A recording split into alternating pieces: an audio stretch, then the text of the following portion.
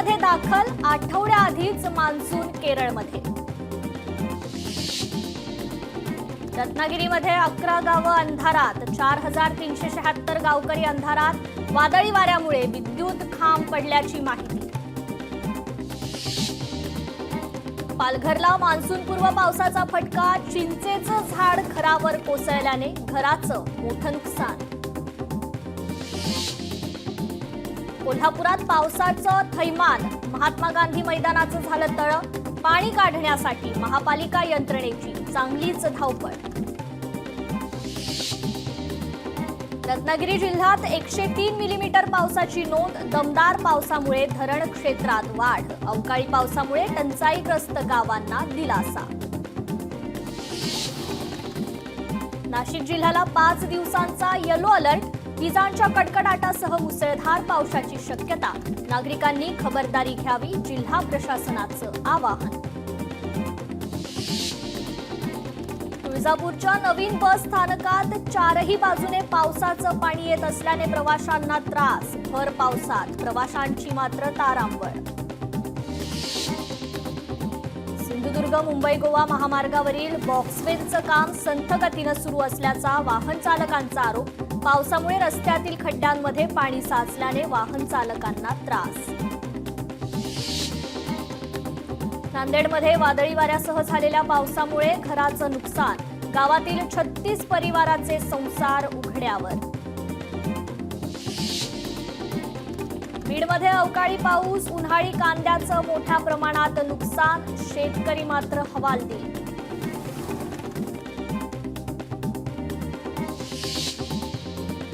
नांदेडमध्ये नायगाव तालुक्यात अतिवृष्टी सदृश्य पाऊस.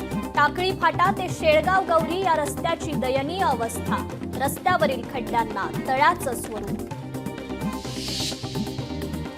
कोकणात पावसाची जोरदार फटकेबाजी. राजापूर शहरात रेस्क्यू टीमची बोट तैनात. जिल्हा प्रशासन अलर्ट मोडवर.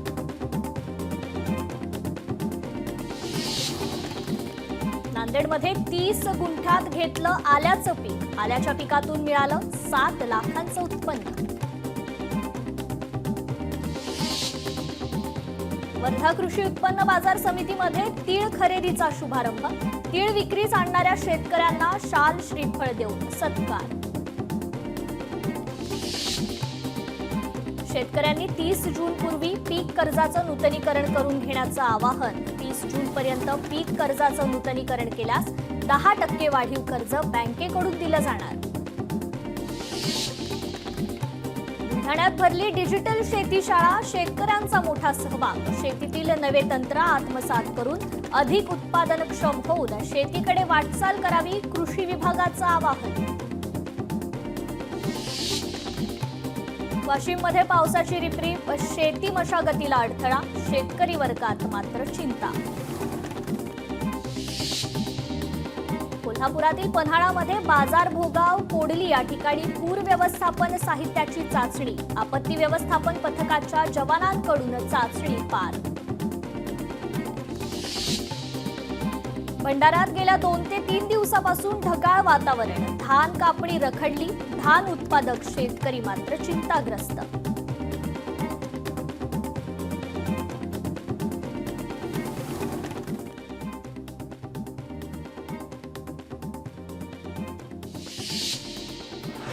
नांदेडच्या देगलूर पालिकेचं नालेसफाईच्या कामाकडे दुर्लक्ष केल्याचा आरोप. नाले तुंबल्याने नाल्यातील पाणी नागरिकांच्या घरात शिरलं.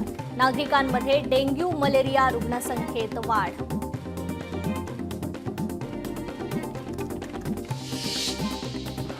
कार्यालयीन सुधारणा कार्यक्रमात गडचिरोलीचा सामाजिक न्याय विभाग राज्यात 3रा. मुख्यमंत्र्यांकडून निकाल जाहीर.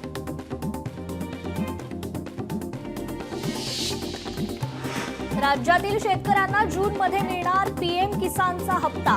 शेतकऱ्यांनी 31 मे पर्यंत बँक खात्यातील त्रुटी पूर्ण कराव्यात, कृषी विभागाचं आवाहन.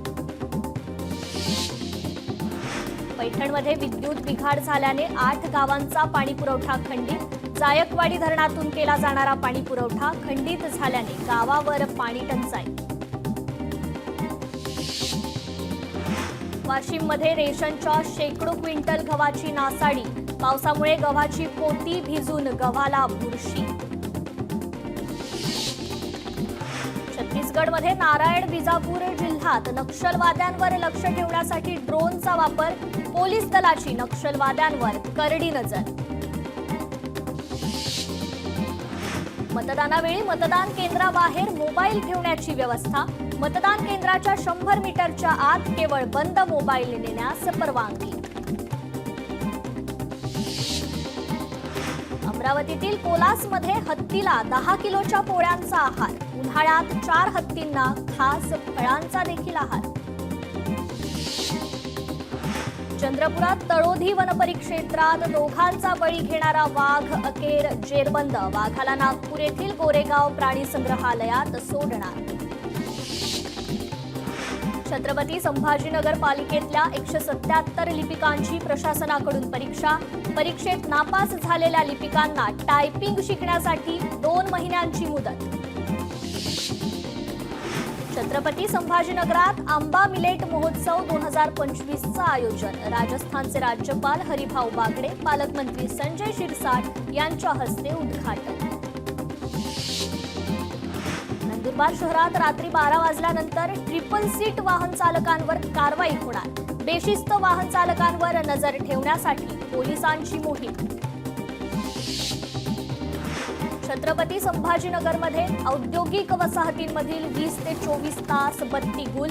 350 उद्योगांना फटका. अमरावती ग्रामीणमधील 6 पोलीस कर्मचारी निलंबित. विविध कारणांनी कर्तव्यात कसूर केल्याचा ठपका.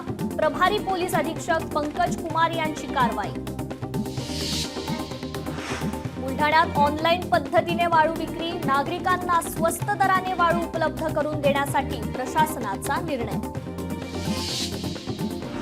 अकोल्याचे नवनियुक्त पोलीस अधीक्षक अर्चित चांडक यांनी पदभार स्वीकारला. तत्कालीन पोलीस अधीक्षक बच्चन सिंग यांच्याकडून स्वीकारला पदभार. आयपीएलमध्ये सनरायझर्स हैदराबादकडून रॉयल चॅलेंजर्स बंगळुरूचा 42 धावांनी दारुण पराभव. प्रथम फलंदाजी करत हैदराबादच्या जोरदार फटकेबाजी करत 231 धावा. महाड ते दापोली मार्गावर खडी डांबर टाकण्याचं काम सुरू. मार्गावरील अपघात टाळण्यासाठी सार्वजनिक बांधकाम विभागाचे प्रयत्न. पंढरपुरातील प्रदक्षिणा मार्गाची दुरावस्था. मार्गावरील खड्डे आणि वाळूमुळे वारकऱ्यांना त्रास. मार्गाची तात्काळ दुरुस्ती करण्याचं वारकऱ्यांची मागणी. जुन्नर तालुक्यातील नारायणगाव येथील नवीन पोलीस स्टेशनचं उपमुख्यमंत्री अजित पवार यांच्या हस्ते उद्घाटन. अखिल भारतीय महानुभाव परिषदेच्या अध्यक्षपदी अमरावतीचे महंत कारंजेकर बाबांची निवड. जूनमध्ये आयोजित अधिवेशनात स्वीकारणार पदभार. परभणीत विरोधी पक्षनेते अंबादास दानवेंच्या उपस्थितीत ठाकरेंच्या शिवसेनेची आढावा बैठक. आगामी स्थानिक स्वराज्य संस्था निवडणुकीच्या पार्श्वभूमीवर बैठकीत चर्चा. कोल्हापुरात आमदार सतेज पाटील यांच्या उपस्थितीत नळ पाणी पुरवठा योजनेची आढावा बैठक. रिस्टोरेशन झाल्याशिवाय काम करू न देण्याचा महाराष्ट्र जीवन प्राधिकरणाच्या अधिकाऱ्यांना इशारा. चंद्रपूर जिल्हा मध्यवर्ती बँकेची अंतिम मतदार यादी जाहीर. यादीत 900 मतदारांचा समावेश. उपमुख्यमंत्री अजित पवारांनी घेतली माजी आमदार महादेवराव महाडिक यांची भेट. भेटीमुळे राजकीय वर्तुळात मात्र चर्चा. राज्यमंत्री माधुरी मिसाळ आजपासून 2 दिवस परभणी जिल्ह्याच्या दौऱ्यावर. विविध प्रशासकीय अधिकारी यांच्या समवेत आढावा बैठक घेणार असल्याची माहिती. हिंगोलीच्या आडोळ ग्रामपंचायतीच्या लाचखोर ग्रामसेवकाचं निलंबन. मुख्य कार्यकारी अधिकारी अंजली रमेश यांनी काढले आदेश. धाराशिवमध्ये अवकाळी पावसामुळे शेतकऱ्यांचं नुकसान. पावसामुळे 40 ते 50 जनावरांचा बळी. 50 ते 60 घरांची पडझड. शेतकऱ्यांना आर्थिक सहकार्य करा. संजय पाटील दुधगावकर यांची कृषी मंत्र्यांकडे मागणी. रायगडमध्ये पूर्ववैमनस्यातून एका कुटुंबावर हल्ल्यात एकाचा मृत्यू तर 3 जण गंभीर जखमी. हल्ल्याप्रकरणी एकाच कुटुंबातील 5 जणांना अटक. पुण्यातील खराडी परिसरातील बोगस कॉल सेंटरवर पोलिसांचा छापा. आतापर्यंत 130 जणांना घेतलं ताब्यात. 150 ते 200 पोलीस कर्मचाऱ्यांच्या बंदोबस्तात छापेमारी. पुण्यानंतर आता नाशिकमध्येही हुंडाबळी. नाशिकच्या गंगापूर परिसरात 37 वर्षीय महिलेची आत्महत्या. गंगापूर पोलीस ठाण्यात सासरच्यांविरोधात गुन्हा दाखल. छत्रपती संभाजीनगर जिल्ह्यात शेतकऱ्यांची खुलेआम लूट. एका बियाण्याच्या सोबत दुसऱ्या बियाण्याला खरेदी करण्याची दुकानदारांची सक्ती. बुलढाण्यात सुनगाव गावात वीज पुरवठा नियमित करण्यासाठी तहसीलदारांना निवेदन. 7 दिवसात वीज पुरवठा सुरळीत न केल्यास मोर्चा काढण्याचा इशारा. छत्रपती संभाजीनगरमध्ये समृद्धी महामार्गावर चोऱ्यांच्या सत्रात वाढ. चोऱ्यांच्या घटनांनंतर समृद्धीवर लावणार सीसीटीव्ही. धुळ्यात सामोडे गावातील तीव्र पाणी टंचाईमुळे संतप्त महिलांचं पुन्हा एकदा रास्ता रोको आंदोलन. विहीर चोरीस गेली म्हणत महिलांचा रास्ता रोको. गोकुळच्या अध्यक्षांची 30 मे रोजी निवड. नूतन अध्यक्षपदी संचालक शशिकांत पाटील चुएकर यांचं नाव निश्चित झाल्याची सूत्रांची माहिती. चंद्रपुरात आमदार सुधीर मुनगंटीवारांनी सुरू केलं फिरतं तक्रार निवारण कार्यालय. पहिल्या 5 दिवसात उपक्रमाला उदंड प्रतिसाद. कराडच्या शामगावच्या शेतीच्या पाण्याचं सर्वेक्षण. सर्वेक्षणासाठी 59,71,000 रुपये मंजूर. आमदार मनोज कोरपडे यांच्या प्रयत्नाला यश. हिंगोलीत जादूटोण्याचा प्रकार. घरासमोर दुचाकी जाळून अज्ञाताकडून अघोरी पूजेच्या धमकीची चिठ्ठी. यवतमाळमध्ये कत्तलीसाठी नेत असलेल्या जनावरांची सुटका. एकूण 24 लाखांचा मुद्देमाल पोलिसांनी केला जप्त. पनवेलच्या सेक्टर 10 मध्ये कचऱ्याचे मोठे डबे चोरट्याने चोरले. संपूर्ण घटना सीसीटीव्हीत कैद. अमरावतीमध्ये तस्कराच्या घरावर छापेमारी. 25,000 रुपये किमतीचा 690 किलोग्रॅम गांजा जप्त. एकाला अटक तर एक फरार.